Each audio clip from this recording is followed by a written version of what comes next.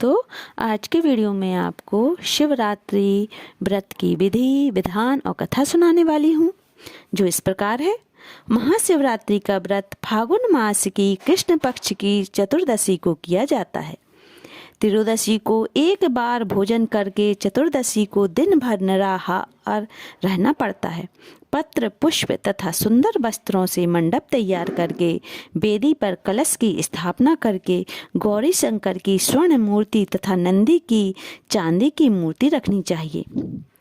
कलश को जल से भरकर रोली, मूली, चावल, पान, सुपारी, लौंग, इलायची, चंदन, दूध, घी, शहद, कमलगट्टा, धतूरा, बेलपत्र आदि का प्रसाद शिव जी को अर्पित करके पूजा करनी चाहिए।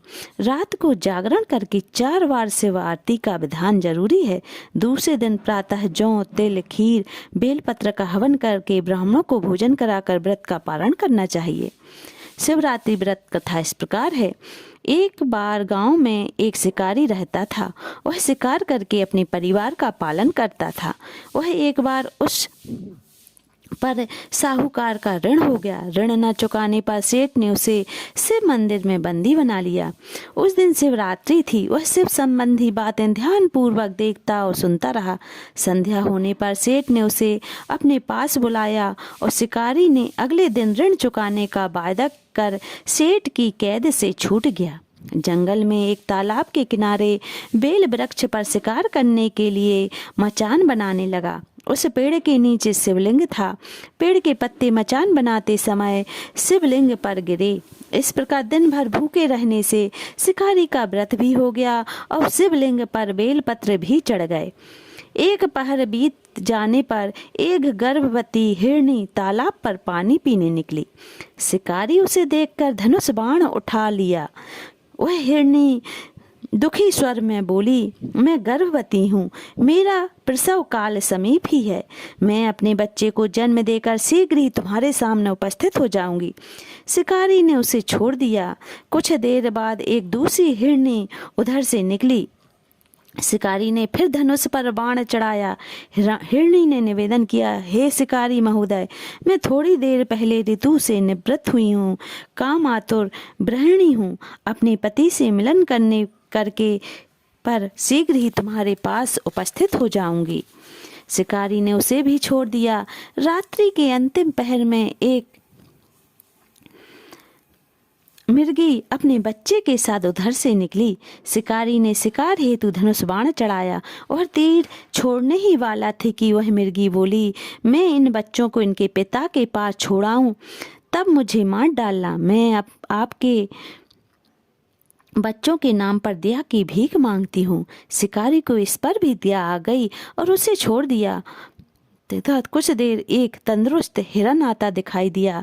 शिकारी उसका शिकार करने के लिए उद्धत हो गया। हिरन बोला, शिकारी महोदय, यदि तुमने इससे पहले 3 मृगियों तथा उसके बच्चों को मार दिया होता, मृगिया ने हिरणी को मार दिया होता, तो मुझे भी मार दीजिए, ताकि मुझे उनका वियोग न सहना पड़े।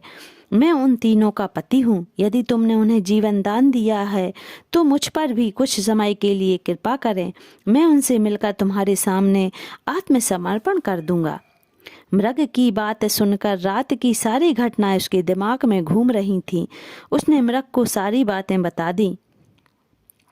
उपवास, रात्रि जागरण तथा शिवलिंग पर बेल पत्र चढ़ने से उसमें भगवत भक्ति का जागरण हो गया। उसने मृग को भी छोड़ दिया। भगवान शिव शंकर की अनुकंपा से उसका हृदय मांगलिक भावों से भर गया। उसका हृदय परिवर्तन हो गया। अपने अतीत के कर्मों को याद करके वह पश्चाताप की अग्नि में जलने लगा। थोड़ी देर बाद हिरण सपरिवार शिकारी के सामने उपस्थित हो गया। जंगली पशुओं की सत्यप्रियता, सात्विकता एवं सामूहिक प्रेम भावना को देखकर उसे बड़ी गिलानी हुई। उसके नेत्रों से आंसुओं की झड़ी लग गई। उसने हिरण परिवार को मुक्त कर दिया। देवता इस घटना को देख रहे थे। उन्होंने आकाश से उस पर पुष्प वर्षा की। शिकारी परिवार सहित मोक्ष को प्राप्त हुआ। इस प्रकार जो कोई भी जाने अनजाने में भगवान भोलेनाथ की भक्ति करता है, बेलपत्र जल चढ़ाता है, उसकी भगवान भोलेनाथ की कृपा से समस्त मनोकामनाएं पूरी होती है और अंत में मोक्ष को प्राप्त होता है। हर हर महादेव।